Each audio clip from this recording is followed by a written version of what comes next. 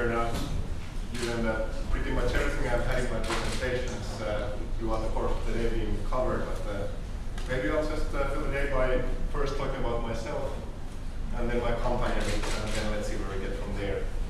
I'm Ranta-aho. I've been working for first Nokia and then Nokia-Siemens networks altogether about 14 years. Last 8 of those with 3GPP radio standardization. And well, maybe touching a bit on that, what does 3GPP and 3GPP radio standardization actually mean? We go there, the people looking like me, we have some ideas what we actually want to do. There are some other people from other companies. Actually, the last working group I was attending had about 300 participants. Then we closed the doors for a week and tried to agree on something, or at least agree on what we should agree on. And then a couple of months later, we convene again. And eventually, there is a jointly written standard on how this or that piece of the system is supposed to operate. And then when that's done, you go and do it again. And iterate and iterate and iterate. And well, maybe that's about it for now. I'll come to that a bit later. But maybe next slide, please. Also, this is Nokia-Siemens Networks.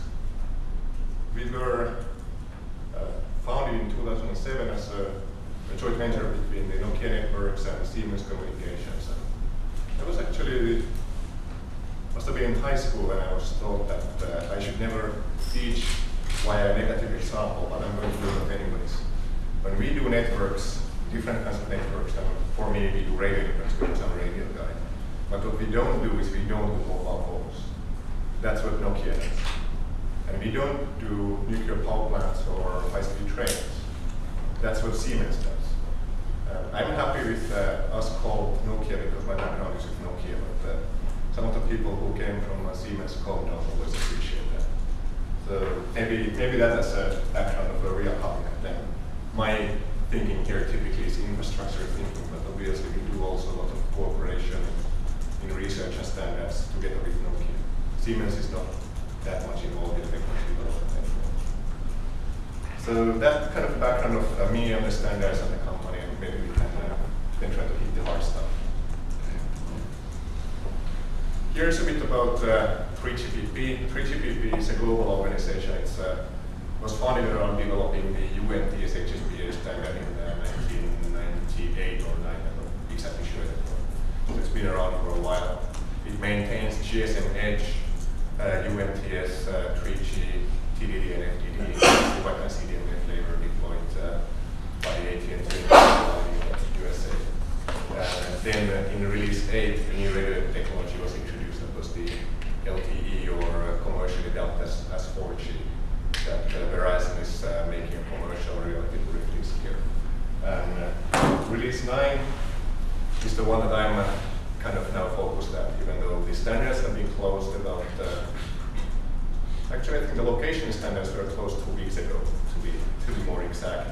But in principle, the books of 3GPP release 9 were closed in December, and so there are some final bits and pieces still lingering on. And that brought in the actual positioning support with the LTE 3GPP release. And what does that mean is that it doesn't mean that release 8 LTE devices can't be located.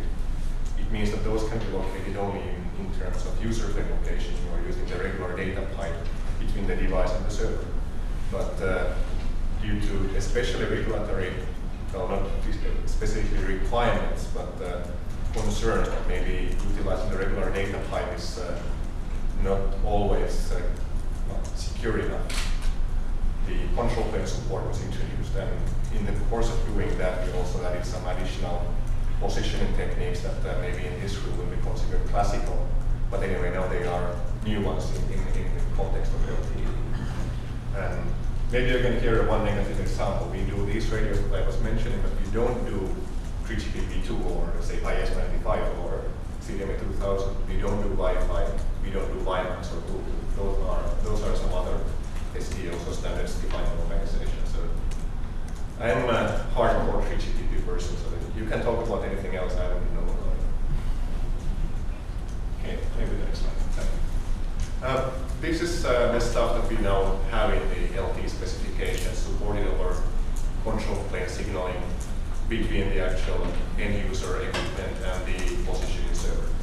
And I think this also came out a number of times today that the primary technique you assume to be using is HEPS or HENSS if you want to generalize it to whatever satellites are out there. And that's a great thing to have. I mean, if we wouldn't have that, we would have to invent it.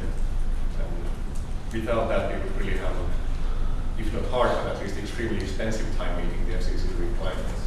But now that those, say, outdoor, less dense deployment environments are quite easily covered, it's been almost said that it's a case closed, the outdoor location with GPS. So that's where we always look at first. And only when GPS fails, we need to do something else.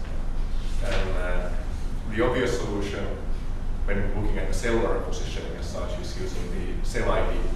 You figure out in which cell you are in, you figure out where geographically that cell is sitting in, and then, oh, there I am. But of course, the cells are a bit bigger in cellular world than in Wi-Fi, for example. So that alone isn't doing too much. So there are a bunch of tweaks on top of that that can be used to, help the accuracy, and depending on the deployment environment, they actually can go pretty far. But only so far, and only on so many of the cases. And then the new thing, if you will, OTDOA, observed time difference of arrival, or I've been starting to call that terrestrial GPS. It's basically the same thing. You have the base stations that are not orbiting the Earth, but they are typically fixed on one single location, sending something on a known timing, and then when you measure the arrival times of those, then you can figure out where the device is, when you know the location of the base station sites. And there is already quite a good presentation also on the hearability enhancements, why there is a good belief in the industry that it works better in LTE radio than, say, CDMA radio, where the interference situation is maybe a bit more challenging.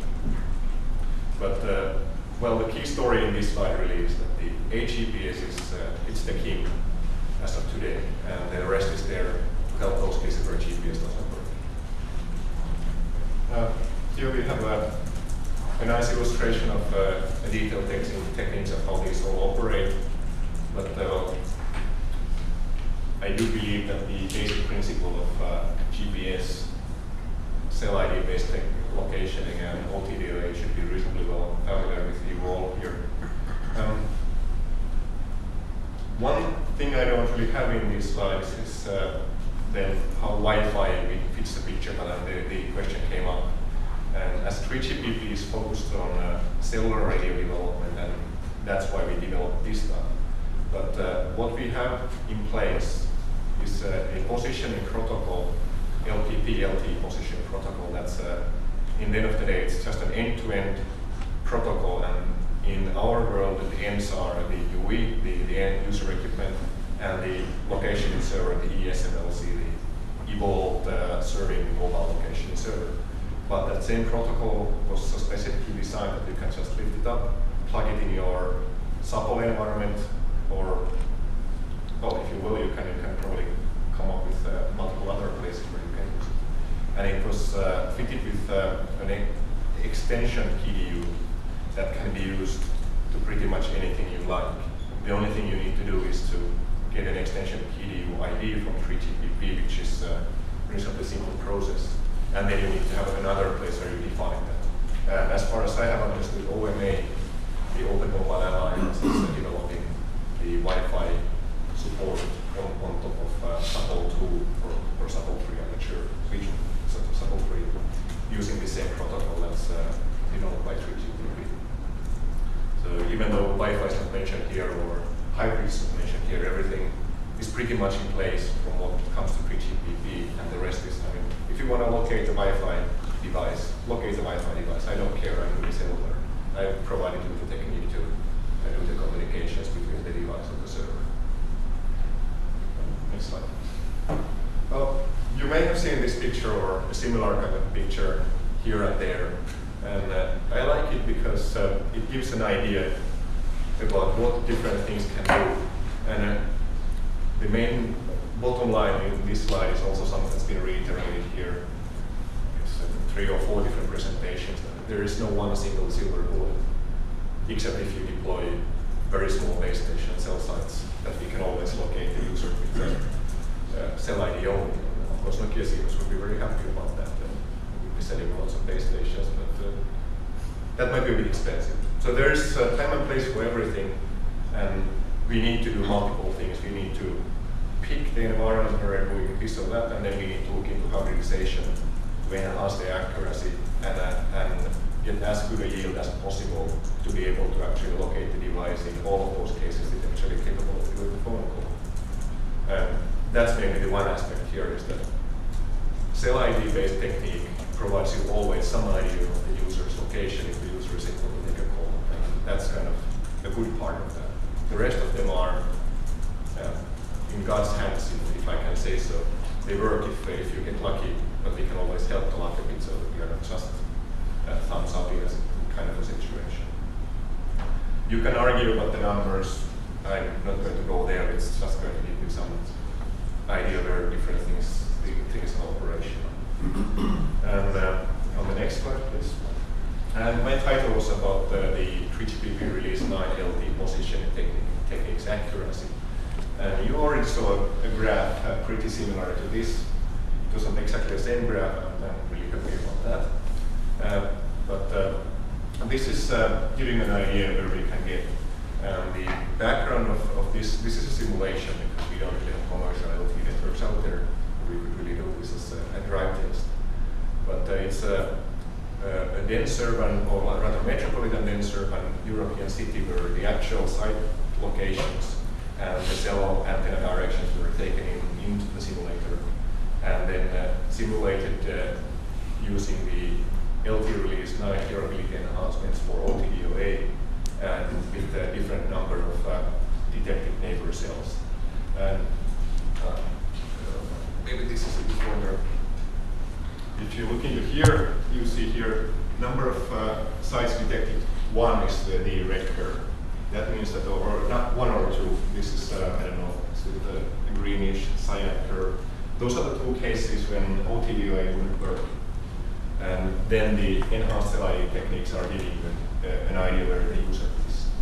And the rest of the cases, 3 to 10 detected cell sites, separate sites, are those cases where OTDOA works. And then the accuracy, of course, gets better than just based on the cell ID. And if you look at the number of samples in different cases, it implies that about 70% of the time in this urban deployment, OTDOA will be able to provide you a location fix.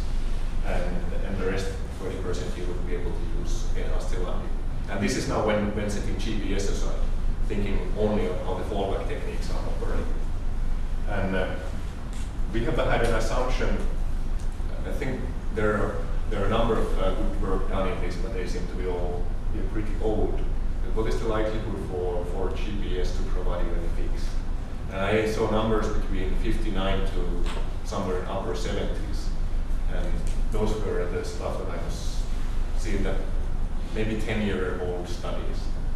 And when we get more satellites out there, when we get better antennas, better sensitivity receivers, I think in the last 10 years there's been some development there. Maybe the 66% probability for GPS fix is a bit on the conservative side. But if you assume that, or 67% actually, these numbers, then what we end up seeing is probability for 50% location accuracy in this deployment would be with GPS only about half. And half the time you get within 50%, obviously 67% of the time you get 150 meters because you always are within 150 meters with GPS, even in a very bad environment if you just got the fix. And when you add on top of that the fallback techniques support, then we are about close to 80% in 50-meter accuracy and about 95% with 150-meter accuracy. And it doesn't leave us too much room for margin. So it does put a lot of burden in the regulator. There was a discussion about the timing error impact and what you need to take into account. You need to think about your base station cable compensation and taking everything out of the OTDOA that can be possibly taken out. You need to possibly consider some new base station deployments on a very difficult environment. And still, the indoor will be a bit of a headache. And I suppose Wi-Fi is one candidate for indoor position. Maybe we can go to summary, just like the summarizing.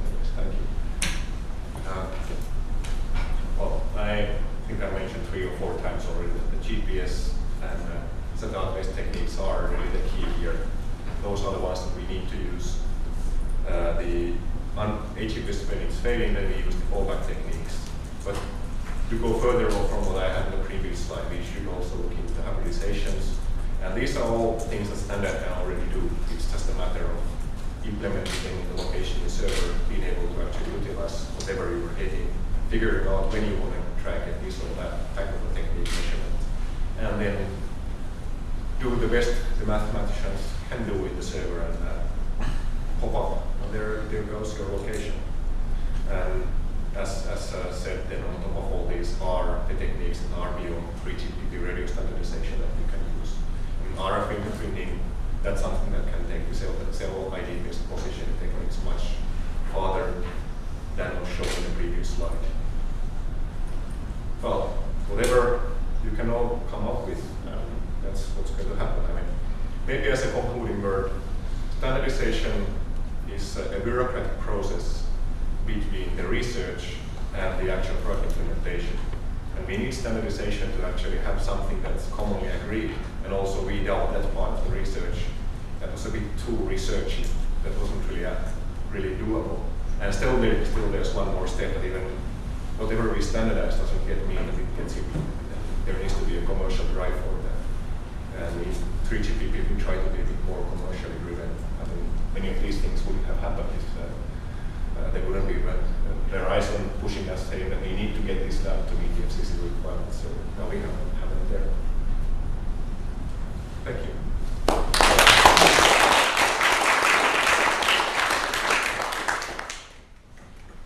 Any questions?